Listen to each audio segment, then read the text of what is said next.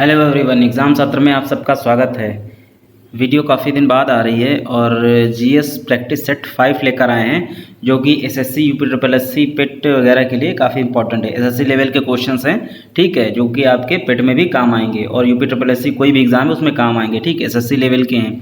Okay, तो देर न करते हुए सीधे स्टार्ट करते हैं आज का पहला क्वेश्चन। जो पहला क्वेश्चन है आज का वो है, भारतीयों के लिए महान सिल्क मार्ग किसने आरंभ कराया? सिल्क मार्ग, सिल्क रूट, इसे हिंदी में रेशम मार्ग कहते हैं, ठीक है, इंग्लिश में सिल्क रूट कहते हैं, ठीक है, हिंदी में रेशम मार्ग कहते हैं, ठीक है। उसको किसने आरंभ कराया? कनिष्क ने, अशोक ने, हर्ष ने या फायान ने? किसने आरंभ कराया? इसका सही आंसर क्या होगा आप बताइए, अगर आपको मालूम है तो। इसका सही आंसर क्या होगा? इसका सही आंसर होगा कनिष्क, ठीक है, ऑप्शन ए सही होगा इसका, ठीक है, ऑप्शन ए सही होगा कनिष्क, जो कुषाण वंश के शासक था, ठीक है। कुषाण वंश का शासक कौन था? कनिष्क, ठीक है। उन्होंने सिल्क मार्ग भारतीयों के लिए आरंभ कराया। अब कनिष्क का समय आपको पता होना चाहिए। आप कनिष्क का समय है 78 से 144 ईस्वी, ठीक है, ये कनिष्क का समय है, ठीक है, 78 से 144 ईस्वी। अशोक का समय क्या है?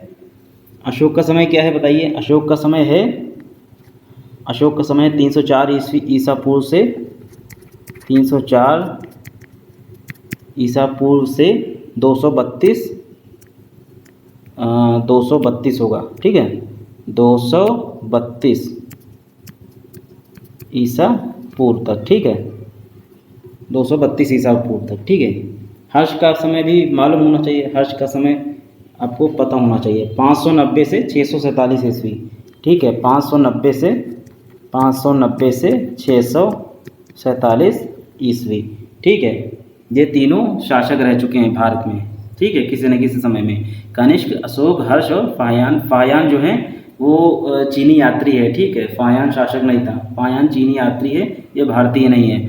और सिल्क मार्ग किसने आरंभ किया था? कनिष्क ने, ठीक है। पहला क्वेश्चन हो गया, आपको समय जरूर याद रखना है, ओके। अगले क्वेश्चन की तरफ बढ़ते हैं। दूसरा क्वेश्चन है आज का, हड़प्पा की सभ्यता के बारे में कौन सी युक्ति सही है? बताइए कौन सा वाक्य सही है हड़प्पा की सभ्यता के बारे में? 4 वाक्य दिए गए हैं, आप छांटिए इनमें से, चूज कीजिए कौन सा सेंटेंस, कौन सा वाक्य हड़प्पा के बारे में सही कहा गया है। ऑप्शन ए है, उन्हें अश्वमेध की जानकारी थी। अश्वमेध एक यज्ञ होता है, ठीक है, अश्वमेध की जानकारी थी। ऑप्शन बी, गाय उनके लिए पवित्र थी। ऑप्शन सी, उन्होंने पशुपति का सम्मान करना आरंभ किया। या ऑप्शन डी, उनकी संस्कृति सामान्यतया स्थिर नहीं थी। इसका सही ऑप्शन बताइए कौन सा सही होगा हड़प्पा की सभ्यता के बारे में, ठीक है। सही ऑप्शन क्या होगा? इसका सही ऑप्शन होगा, उन्होंने पशुपति का सम्मान करना आरंभ किया था, ठीक है, ऑप्शन सी इसका सही होगा।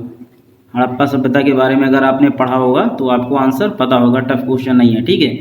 उन्होंने पशुपति का सम्मान करना आरंभ किया था, ये वाक्य सही है, बाकी तीनों सही नहीं है, गलत है, ठीक है। 2 क्वेश्चन हो गए, बढ़ते हैं अगले क्वेश्चन की तरफ। तीसरा क्वेश्चन है, यादव सम्राटों की राजधानी कहाँ थी? यादव सम्राटों की राजधानी कहाँ थी? द्वार समुद्र में, वारंगल, कल्याणी या देवगिरी? कहाँ थी यादव सम्राटों की राजधानी? यादव सम्राटों की राजधानी देवगिरी, ऑप्शन डी, ठीक है, ऑप्शन डी सही होगा, देवगिरी थी, ठीक है, जिसे वर्तमान में दौलताबाद के नाम से जानते हैं। दौलताबाद कहाँ है? महाराष्ट्र में।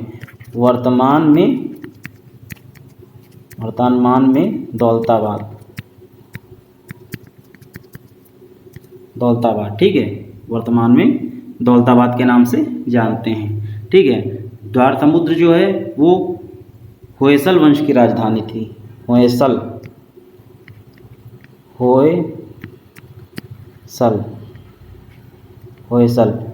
ठीक है, द्वार समुद्र होयसल वंश की राजधानी थी। और वारंगल काकतीय वंश की राजधानी थी।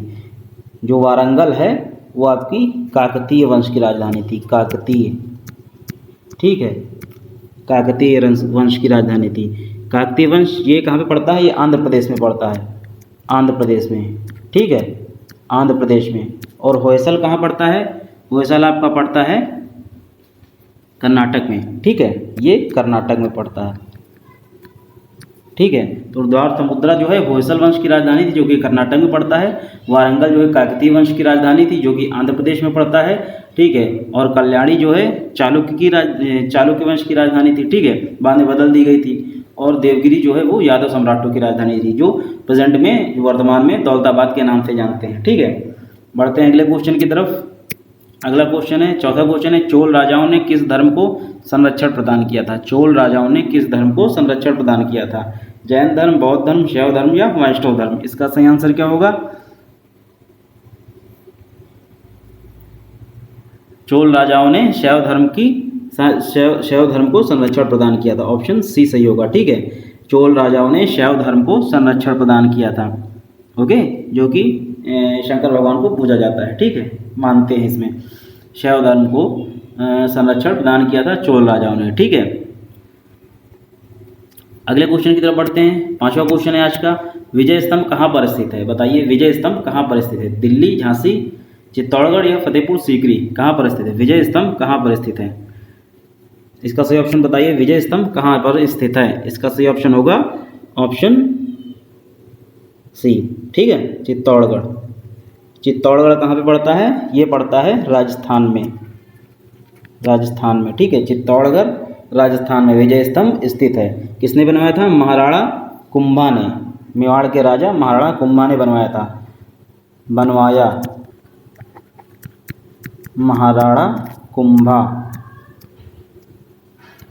महाराणा कुंभा ने बनवाया था। कब बनवाया था? कितना समय लगा था इसको? समय लगा था 1440 में स्टार्ट हुआ, 1448 तक बनने में इसको समय लगा था, ठीक है। किसने बनवाया था विजय स्तंभ? महाराणा कुंभा, मेवाड़ के राजा, ठीक है। कहाँ पर है? चित्तौड़गढ़ राजस्थान। समय कितना लगा था? 1440 से 1448 तक, ठीक है। बढ़ते हैं अगले क्वेश्चन की तरफ। अगला क्वेश्चन है, सन 1857 के निम्न नेताओं में से किसने सबसे पहले अपना बलिदान दिया था? सन 1857 के निम्न नेताओं में से किसने सबसे पहले अपना बलिदान दिया था? कुंवर सिंह, तात्या टोपे, रानी लक्ष्मीबाई या मंगल पांडे? इसका सही ऑप्शन क्या होगा? कुंवर सिंह, तात्या टोपे, रानी लक्ष्मीबाई या मंगल पांडे? किसने सबसे पहले अपना बलिदान दिया था? इसका सही ऑप्शन होगा ऑप्शन डी, मंगल पांडे, ठीक है, मंगल पांडे, ओके। 29 मार्च 1857 को इन्होंने बिगुल फूंका था। 29 मार्च 1857 को, 29 मार्च 1857 को इन्होंने जो है बिगुल फूंका था, ठीक है। इन्होंने क्या किया था? सबको मालूम होगा, चर्बी लगे कारतूस को इस्तेमाल करने से मना कर दिया था, ठीक है। और एक अंग्रेज अफसर था जिसका नाम था हेयर से, ठीक है, उस पर इन्होंने मंगल पांडे ने हमला कर दिया था, जिसकी वजह से इनको 8 अप्रैल 1857 को फांसी दे दी गई थी। जो इन्होंने बिगुल फूंका जो 29 मार्च को, इसकी चिंगारी मेरठ तक पहुंची थी। और मेरठ में जो 1857 की क्रांति हुई, उसकी सबसे पहले 1857 की क्रांति हुई, इसमें सबसे पहले बगावत कहाँ से? मेरठ से शुरू हुआ, ठीक है, 10 मई 1857 से, जो कि 1857 की क्रांति के नाम से जाना जाता है, जो कि शुरू हुई थी, ठीक है। और कुंवर सिंह ये कहाँ से, इन्होंने कहाँ से 1857 की क्रांति में कहाँ से नेतृत्व किया था? ये थे जगदीशपुर से, इन्होंने जगदीशपुर से, ठीक है, जगदीशपुर से नेतृत्व किया था। रानी लक्ष्मीबाई झांसी से, सबको पता होगा, झांसी से नेतृत्व कर रही थी, ठीक है। तात्या टोपे ये जो नाना साहब थे कानपुर में, उनके ये सैनिक सलाहकार थे तात्या टोपे। इन्होंने रानी लक्ष्मीबाई और नाना साहब को, दोनों लोग को काफ़ी मदद की थी तात्या टोपे ने, ठीक है। 1857 की क्रांति में तात्या टोपे का भी बहुत रोल है, ठीक है, ओके। अगले क्वेश्चन की तरफ बढ़ते हैं। अगला क्वेश्चन है, सांप्रदायिक निर्वाचन क्षेत्रों की पद्धति की शुरुआत भारत में किसके द्वारा हुई? सांप्रदायिक निर्वाचन क्षेत्रों की पद्धति की शुरुआत भारत में किसके द्वारा हुई? 1892 का भारतीय काउंसिल अधिनियम, 1909 के मार्लियामेंटो सुधार, 1919 के मॉन्टेग्यू चेम्सफोर्ड सुधार या 1935 का भारत सरकार अधिनियम? कौन सा ऑप्शन सही होगा इसका कौन सा ऑप्शन सही होगा बताइए? थोड़ा टफ क्वेश्चन है। सांप्रदायिक निर्वाचन क्षेत्र की पद्धति की शुरुआत भारत में किसके द्वारा हुई? इसका सही ऑप्शन होगा 1909 के मार्लियामेंटो सुधार, ऑप्शन बी, ठीक है, 1909 के मार्लियामेंटो सुधार। इसमें क्या हुआ था? भारत के उच्च वर्ग, निम्न वर्ग, मुस्लिम, बौद्ध, सिख, ईसाई, एंग्लो इंडियन, पारसी और दलितों के लिए, सबके लिए अलग अलग चुनाव क्षेत्र के लिए निर्णय लिया गया था कि अलग अलग चुनाव क्षेत्र होंगे इनके सबके, ठीक है। तो इसका सही ऑप्शन होगा ऑप्शन बी 1909 के पार्लियामेंटो सुधार। ठीक है, अगले क्वेश्चन की तरफ बढ़ते हैं। 8वां क्वेश्चन है निजी प्रयोज्य आय क्या होती है। निजी प्रयोज्य आय क्या होती है। ऑप्शन ए सदा निजी आय के बराबर, या ऑप्शन बी सदा निजी आय से अधिक, या ऑप्शन सी निजी आय से परिवार द्वारा चुकाए गए प्रत्यक्ष कर हटाने के बाद प्राप्त आय, या ऑप्शन डी निजी आय से अप्रत्यक्ष कर हटाने के बाद आय। इसका सही ऑप्शन क्या होगा। इकोनॉमिक्स का क्वेश्चन है, ध्यान से पढ़िएगा, इकोनॉमिक्स वैसे भी टफ होती है। इसका कौन सा ऑप्शन सही होगा। निजी प्रयोज्य आय क्या होती है, जिसको इंग्लिश में कहते हैं डिस्पोजेबल इनकम। इंग्लिश में क्या बोलते हैं, डिस्पोजेबल इनकम। इसको इंग्लिश में लिख देते हैं disposable income, disposable personal income, disposable personal, यहाँ पे पर्सनल कर दो, डिस्पोजेबल पर्सनल इनकम को हिंदी में निजी प्रयोज्य आय कहते हैं। तो इसका कौन सा ऑप्शन सही होगा। निजी प्रयोज्य आय क्या होती है। ऑप्शन सी निजी आय से परिवार द्वारा चुकाए गए प्रत्यक्ष कर हटाने के बाद जो आय प्राप्त होती है उसको निजी प्रयोज्य आय कहते हैं। ठीक है, इसका ऑप्शन सी सही होगा। ठीक है, ऑप्शन सी सही होगा इसका। निजी प्रयोज्य आय क्या होती है। निजी आय से, जो निजी आय होती है, निजी आय से परिवार द्वारा चुकाए गए प्रत्यक्ष कर हटाने के बाद जो आय प्राप्त होती है वो निजी प्रयोज्य आय होती है। इंग्लिश में कहते हैं डिस्पोजेबल पर्सनल इनकम, निजी प्रयोज्य आय को। ठीक है, अगले क्वेश्चन की तरफ बढ़ते हैं। अगला क्वेश्चन है परगनली शिशु के संबंध में कौन सा तथ्य सही है। परगनली शिशु के संबंध में कौन सा तथ्य सही है। ऑप्शन ए अंडे का निषेचन गर्भाशय में होता है, या ऑप्शन बी भ्रूण का पूर्ण विकास परगनली में होता है, या ऑप्शन सी भ्रूण को 2 महीने बाद गर्भाशय में स्थानांतरित किया जाता है, या ऑप्शन डी अंडे का निषेचन माँ के शरीर से बाहर किया जाता है। इसका सही ऑप्शन क्या होगा। परगनली शिशु के संबंध में कौन सा तथ्य सही है। इसका ऑप्शन डी सही होगा। ठीक है, अंडे का निषेचन माँ के शरीर के बाहर किया जाता है। ठीक है, अंडे का निषेचन माँ के शरीर के बाहर किया जाता है। ठीक है, और सबसे पहले परगनली शिशु का जन्म कहाँ हुआ था। ब्रिटेन में। सबसे पहले परगनली शिशु का जन्म ब्रिटेन में हुआ था। सबसे पहले परगनली शिशु का जन्म, यानी कि टेस्ट ट्यूब बेबी जिसको कहते हैं इंग्लिश में, परगनली शिशु का जन्म, शिशु का जन्म ब्रिटेन में हुआ था। ब्रिटेन में हुआ था। ठीक है, और उसका नाम क्या था। लुई ब्राउन नाम था लुई ब्राउन। कब हुआ था। 1978 में। 1978 में हुआ था। ठीक है, 1978 में सबसे पहले परगनली शिशु का जन्म 1978 में ब्रिटेन में हुआ था। सबसे पहले परगनली शिशु का जन्म 1978 में ब्रिटेन में हुआ था, जिसका नाम है लुई ब्राउन। ठीक है, वो एक परगनली शिशु है। ओके, तो इसमें कौन सा ऑप्शन सही होगा। डी अंडे का निषेचन। इसमें क्या होता है, अंडे का परगनली शिशु में अंडे का निषेचन माँ के शरीर के बाहर किया जाता है। ठीक है, उसको काफ़ी दिन तक देखा जाता है, उसमें काफ़ी सारे टेस्ट किए जाते हैं। अगर सही रहता है तो उसको माँ के गर्भाशय में वापस डाल दिया जाता है, और फिर 9 महीने के बाद जो भी प्रोसेस होता है करके उस बच्चे का जन्म होता है। ठीक है, ऐसे ही परगनली शिशु का जन्म होता है। बढ़ते हैं अगले क्वेश्चन की तरफ। अगला क्वेश्चन है कोई भी नाव डूब जाएगी यदि वह पानी हटाती है अपने। फिजिक्स का क्वेश्चन है, एसएससी में पूछा जाता है, साइंस तो पूछी जाती है, यूपी SSC में भी, एसएससी में भी। कोई भी नाव डूब जाएगी यदि वह पानी हटाती है अपने आयतन के बराबर, भार के बराबर, पृष्ठभाग के बराबर, या घनत्व के बराबर। इसका सही ऑप्शन क्या होगा। कोई भी नाव डूब जाती है यदि वह पानी हटाती है अपने, इसका ऑप्शन ए सही होगा, आयतन के बराबर अगर पानी हटाती है। ठीक है, आयतन क्या होता है। आयतन सब लोग जानते हैं, ये आयतन होता है। ठीक है, इसके अंदर जो है ये आयतन होता है। ठीक है, अपने आयतन के बराबर अगर कोई नाव पानी हटाती है तो वह डूब जाएगी। ठीक है, ऑप्शन ए सही होगा, आयतन के बराबर। ओके, अगले क्वेश्चन की तरफ बढ़ते हैं। 11वां क्वेश्चन है सुएज नहर किस किस को जोड़ती है। ज्योग्राफी का क्वेश्चन है, सुएज नहर किस किस को जोड़ती है। ऑप्शन ए भूमध्य सागर और लाल सागर, ऑप्शन बी बाल्टिक सागर और कैस्पियन सागर, ऑप्शन सी भूमध्य और उत्तरी सागर, या ऑप्शन डी लाल सागर और कैस्पियन सागर।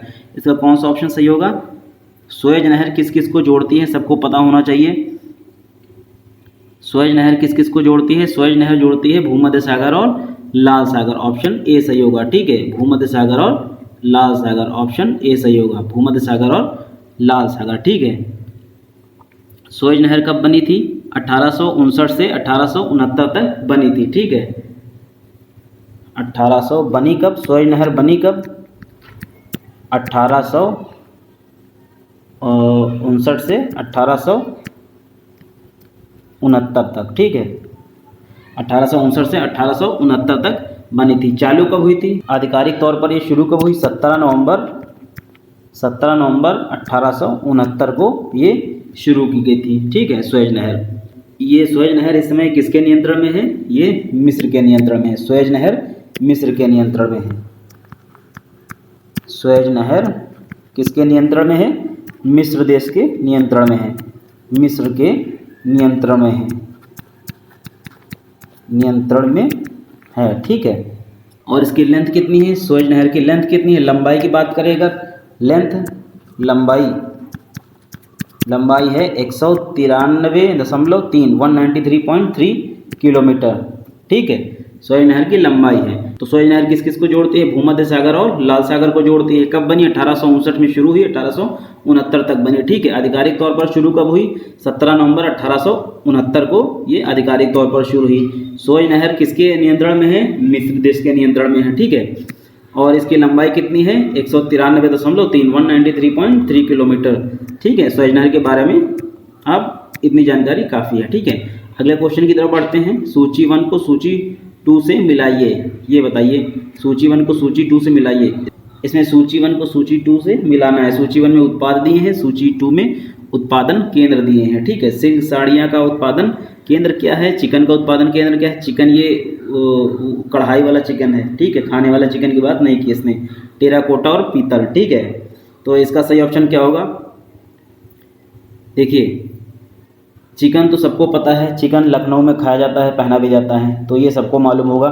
ठीक है, तो ऑप्शन बी जो है वो 4 में जाएगा। ठीक है, ऑप्शन बी जो चिकन है वो 4 में जाएगा। और टेराकोटा ODOP आपने पढ़ा होगा, 1 district 1 product, ODOP। Terracotta Gorakhpur का जो है। ठीक है, गोरखपुर में जो टेराकोटा उसका निर्माण किया जाता है। ठीक है, टेराकोटा गोरखपुर में लगेगा। ऑप्शन सी जो है 2 में लगेगा। ठीक है, और सिल्क साड़ियाँ, आपको साड़ियों के बारे में पता ही होगा, सिल्क साड़ियाँ वाराणसी। ठीक है, ये हो जाएगा। और पीतल बचा वो मुरादाबाद, जिसे पीतल नगरी भी कहा जाता है मुरादाबाद को। ठीक है, तो ऑप्शन ए का होगा 3, सिल्क साड़ियों का 3 होगा। बी चिकन है उसका होगा 4, सी का होगा 2 और डी का होगा 1।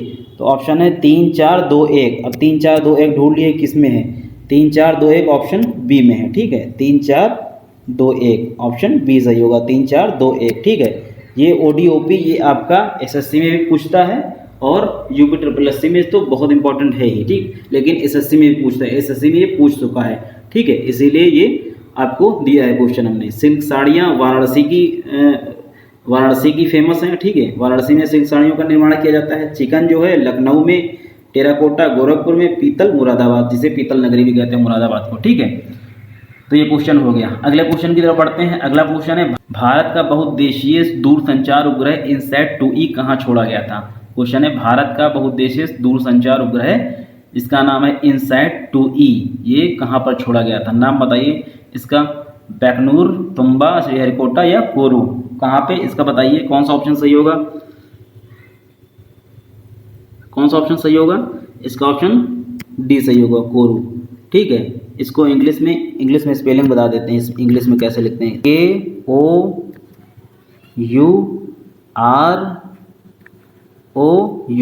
कोरू। ठीक है, इंग्लिश में कोरू, हिंदी में कोरू बोलते हैं। ओके, तो कहाँ छोड़ा गया था? इनसैट 2E कोरू में। ठीक है, इनसैट 2E क्या है? ये एक मौसम उपग्रह है। ये एक मौसम उपग्रह है जो मौसम को बताता है। मौसम उपग्रह है, मौसम उपग्रह जो मौसम को बताता है। ठीक है, ये कब लॉन्च किया था? 2 अप्रैल 1999 को लॉन्च किया गया था। लॉन्च कब किया गया था? 2 अप्रैल 1999 को लॉन्च किया गया था इनसैट 2E उपग्रह जो है। ठीक है, दूरसंचार उपग्रह इनसैट 2E के बारे में क्या क्या है? ये एक मौसम उपग्रह है। ये कहाँ से छोड़ा गया था? कोरू। ये कोरू कहाँ पड़ता है? फ्रेंच गुयाना, ठीक है, जो कि साउथ अमेरिका में पड़ता है, ठीक है, फ्रेंच गुयाना, ठीक है, फ्रेंच गुयाना में पड़ता है, जो कि साउथ अमेरिका में पड़ता है, ठीक है। और ये लॉन्च कब हुआ था? 2 अप्रैल 1999 को लॉन्च किया गया था, ठीक है, ओके। अगले क्वेश्चन की तरफ बढ़ते हैं। अगला क्वेश्चन है, कौन सा देश बहुराष्ट्रीय पनडुब्बी रोधी युद्ध अभ्यास सी ड्रैगन 2022 में भाग नहीं लिया? ये करंट अफेयर का क्वेश्चन है, बहुत अच्छा क्वेश्चन है। कौन सा देश बहुराष्ट्रीय पनडुब्बी रोधी युद्ध अभ्यास सी ड्रैगन इंग्लिश में बोलते हैं सी ड्रैगन, ठीक है, सी ड्रैगन 2022 में भाग नहीं लिया था? भारत, जापान, जर्मनी, कनाडा, इसमें कौन सा देश है जिसने भाग नहीं लिया था? बताइए। इसका सही ऑप्शन होगा, आपने करंट अफेयर पढ़ा होगा तो इसका ऑप्शन बता ले जाएंगे, ठीक है। इसका सही ऑप्शन होगा ऑप्शन सी, जर्मनी। जर्मनी ने भाग नहीं लिया था, ठीक है। भारत, जापान, कनाडा ने भाग लिया था, ठीक है। ऑस्ट्रेलिया ने भाग लिया था। और कौन कौन से देश थे? ऑस्ट्रेलिया था, और कौन सा था? कनाडा हो गया, इंडिया हो गया, जापान हो गया, और साउथ कोरिया ने भी भाग लिया था, ठीक है। साउथ कोरिया ने भी भाग लिया था, और अमेरिका जो है, अमेरिका तो खुद नेतृत्व करता ही था, ठीक है। तो कौन कौन से देश थे? Bharat, Japan, Canada, Australia, south Korea, America, ठीक है। ये देश थे जिन्होंने बहुराष्ट्रीय पनडुब्बी रोधी युद्ध अभ्यास सी ड्रैगन 2022, जिसको सी ड्रैगन के नाम से जाते हैं, उसमें भाग लिया था, ठीक है। करंट अफेयर का बहुत अच्छा क्वेश्चन है, बहुत इंपॉर्टेंट है। अगला क्वेश्चन है, 15वां क्वेश्चन है, एशिया का सबसे बड़े एनिमेशन, विजुअल इफेक्ट, गेमिंग और कॉमिक सेंटर ऑफ एक्सीलेंस कहाँ लॉन्च किया गया? एशिया का सबसे बड़ा एनिमेशन सेंटर, जिसको एनिमेशन सेंटर बोलते हैं, एनिमेशन, विजुअल इफेक्ट, गेमिंग और कॉमिक सेंटर ऑफ एक्सीलेंस, कहाँ पर लॉन्च किया गया? दिल्ली, पुणे, बेंगलुरु या गांधीनगर, कहाँ पे लॉन्च किया गया? इसका सही ऑप्शन क्या होगा? इसका सही ऑप्शन होगा ऑप्शन सी, बेंगलुरु, ठीक है। बेंगलुरु में लॉन्च किया गया था, बेंगलुरु, कर्नाटक, ठीक है। तो ये 15 क्वेश्चन थे जो कि बहुत इंपॉर्टेंट थे, डिस्कस किया है आपको, नहीं तो वीडियो बहुत ज़्यादा लंबी हो जाएगी, इसीलिए 15 क्वेश्चन करके हम वीडियो बनाएंगे, ठीक है। और आपका जीएस, साइंस, सारे सब्जेक्ट के बनाएंगे, ओके। तो अगर क्वेश्चन आपको अच्छे लगे हैं, डेटा अच्छा लगा है, तो प्लीज़ वीडियो को लाइक कीजिए, चैनल को सब्सक्राइब कर दीजिए, इससे हमारा हौसला भी थोड़ा बढ़ता है, और अच्छा बनाने की, और अच्छा कंटेंट लाने की कोशिश करते हैं, ठीक है। तो प्लीज़ अगर वीडियो अच्छा लगा है तो लाइक और सब्सक्राइब कर दीजिए चैनल को, ठीक है, ओके। मिलते हैं अगले वीडियो में, तब तक के लिए बाय बाय, टेक केयर।